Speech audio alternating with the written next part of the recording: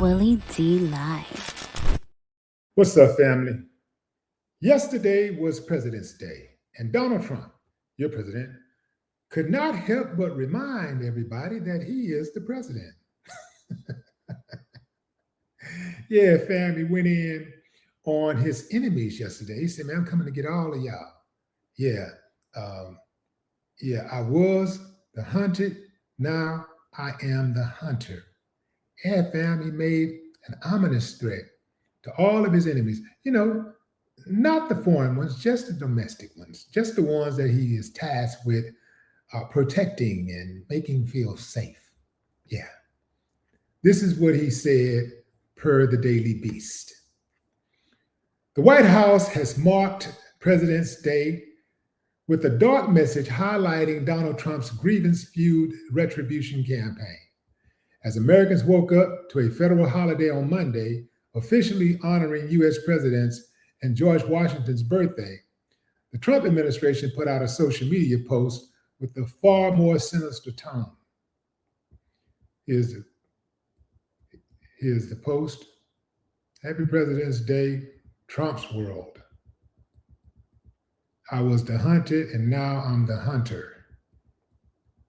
The image featured Trump on the cover of Time magazine above the words, I was the hunted and now I'm the hunter, a phrase he has repeatedly used to describe his second term in office.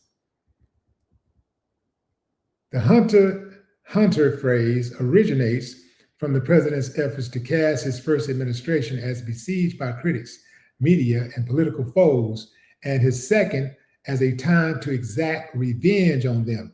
And that, ladies and gentlemen, is why they should have never let his ass back in. Everybody that's from the critics to the media to the political foes should have known that that's what was going to happen because he told you, dummy, that's what he was going to do. Must be pain freaks. Got to be pain freaks.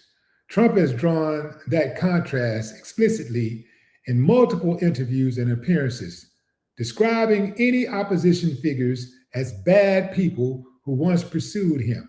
Now he boasts about being a hunter out for blood. My first term was one of the most successful presidencies. This dude is straight up delusional. But literally, I was hunted by these horrible people, he lamented last month in an interview with AOL. He also noted in relation to his second term, this is more pleasurable. There's no question about it. That's because he knows that this is his last term, or maybe he'll figure out a way to serve another term. But he knows either way that, hey, I ain't really got nothing to lose. What are they going to do to me? They couldn't even lock me up on 34 felonies. Man, I'm about to run this thing. Trump made it clear shortly after announcing his bid to return to the White House that he would be seeking revenge against anyone who wronged him. In 2016, I declared, I am your voice, he told supporters at a conservative political action conference in March 2023. Today, I add, I am your warrior. I am your justice. And for those who have been wronged and betrayed, I am your retribution. You know damn well he didn't write that. You know he didn't write that. And a warrior, a guy who dodged the draft 5 times for this country that has done so much for him, a country that has given him so much, a country where he could not have became who he became if it was not for. This country is the only country that would have allowed a Donald Trump type to rise from the ashes of nothing. I mean, to be so slow, to be so dumb, to be so uncouth, to be so classless. No way possible could he have achieved all of this in another country. They wouldn't have allowed it. But here we come to save the day, racism, baby. That should be some type of a superhero for them that got a cape on that says racism in the front. Here we come to save the day. Because if it was not for racism, there's no way possible Donald Trump becomes the president of the United States. No way possible. Says, since then, he has made good on his pledge, targeting everyone from FBI Director James Comey, New York Attorney General Letitia James, and his former National Security Advisor, John Bolton. Beyond criminal investigations by Trump's Department of Justice, the administration's revenge tour has also included efforts to remove government watchdogs, dismiss federal employees, revoke security clearances, and target the press. Is that the United States I'm describing? Removing government watchdogs, dismissing federal employees, revoking security clearances, and targeting the press? Oh, that's a member of the press. That's Don Lemon. Remember Don, who was arrested for attending a protest in St. Paul, Minnesota?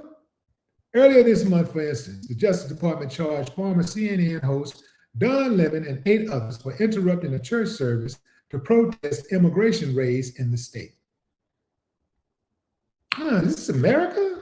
The land of the free, the country that says, well, not the country, but the administration that says that they didn't want all of this government overreach. But let me back up. It wasn't the administration, it was Trump. And before he got into office, it's always me versus thee. That's the idea. It's me versus thee.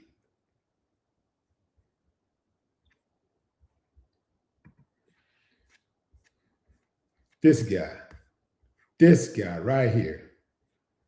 Wow. Absolutely incredible. No other president has created such chaos. No other president has created such destruction and had such vindictiveness toward the country and the people.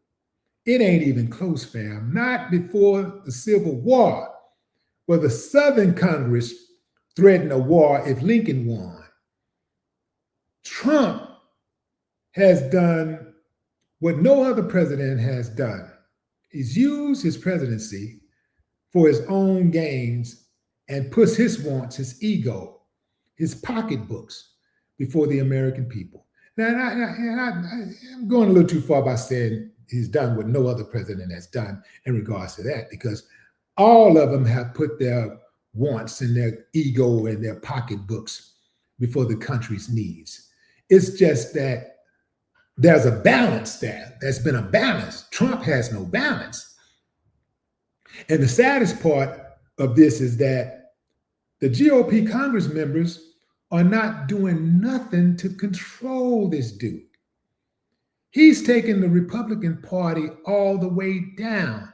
If I'm a Republican, I'm saying, let's get rid of this dude as soon as possible so that we can save our party. That's if I really believe in the party. I don't think they really do believe in it. I think it's just all about money and power. We're going to ride with this. We're going to ride this wave as long as we can. And when we can't ride it no more, we'll figure out something different. But right now, we're just going to ride this wave because it still appears that Trump still has too much power for us to take a chance. Nobody wants to take a chance because they think he has too much power. But he only has the power that's been invested in him. If you take that power away, the people gave him the power, the people can take the power away. It's that simple. The Congress gave him the power. If Congress wants to take the power away, they can gang up on him and take the power away. Which leads me to believe that maybe Congress is in on the whole hustle. I think they are. I think Congress is in on the hustle, man. Maybe there's a few members that don't know, that they're not telling, but the majority of them, I think they're in on the hustle. On both sides, Democrats and Republicans, I think they're in on the hustle. Yeah. See, being held accountable for crimes isn't being hunted, Donald Trump. It's not a hoax. It's not a witch hunt. That's how the system is supposed to work. If you commit crimes, you are held accountable. That's how it goes. You know? It's easy for you to see it when it happens to people who are not in support of you. It's easy for you to see their crimes and punish them for their crimes. You really extremely hard. It's easy to investigate them when they're not on your side. You're quick to investigate. Investigate them. Investigate, lock them up. Quick. But if it's somebody that's riding with you, not so fast.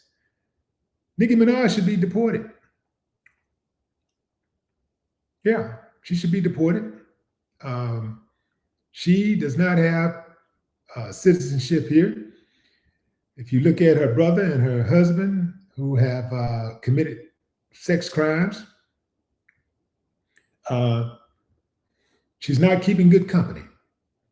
She's not keeping good company. So you got to do something about that. So it seemed like to me she'd be on the radar and on the chopping blocks to be deported. It's got to be something, aiding and abetting or something like that. It's got to be something in there, right? Because that's how they make up crimes. That's how they do everybody else. They just charge them with something. Just figure out something to get you with. But being hunted, and it's not a hoax if you're committing crimes. It's not a witch hunt if you're committing crimes. He keeps saying it's a witch hunt. It was a witch hunt. It was a hoax. He was hunted. That's what's supposed to happen when you commit crimes in the United States of America. That's how the system is supposed to work. He has no problem, doing whatever he was doing within the context of those Epstein files. But he doesn't want to deal with the consequences. Only a true criminal would feel hunted when being held accountable. If you're innocent, you would welcome justice. You would welcome the investigation because they ain't gonna find nothing. You'd be like, yeah, so what you gonna investigate for? You investigate me? Okay, go ahead, knock yourself out. You ain't gonna find nothing because I know you ain't, because I'm innocent. Innocent person ain't gonna be going through all of these lengths to try to stop the proper authorities from doing their job.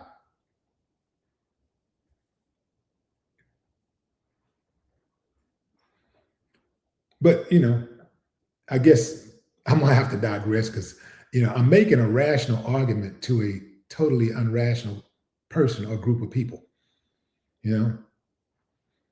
We have never had a president in history who has publicly taken private, personal relationships